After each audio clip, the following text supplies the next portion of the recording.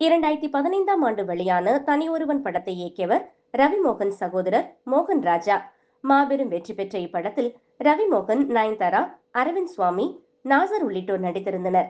படத்தின் வெற்றியை தொடர்ந்து ரசிகர்கள் தனி ஒருவன் இரண்டாம் பாகம் எப்போது வெளிவரும் என்று ஆவலாக காத்திருக்கையில், சமீபத்தில் நடைபெற்ற நிகழ்ச்சியில் பங்கேற்று தயாரிப்பாளர் அர்ச்சனா மற்றும் இயக்குனர் மோகன் ராஜாவிடம் தனி ஒருவன் 2 எப்போது வெளிவரும் என்ற கேள்வி கேட்கப்பட்டது.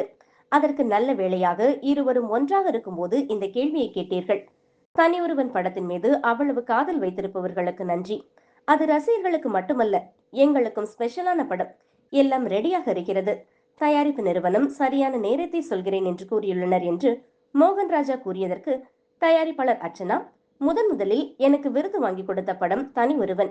எங்கள் தயாரிப்பில் உருவான சிறந்த படங்களில் ஒன்று தனி ஒருவன். தனி ஒருவன் படத்தை போல தனி ஒருவன் 2 இல்லை.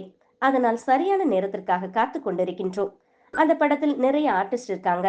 தனி ஒருவன் 2வுக்காக பயங்கரமான ஸ்கிரிப்ட் ரெடியாகி இருக்கிறது என்று கூறியிருக்கிறார்.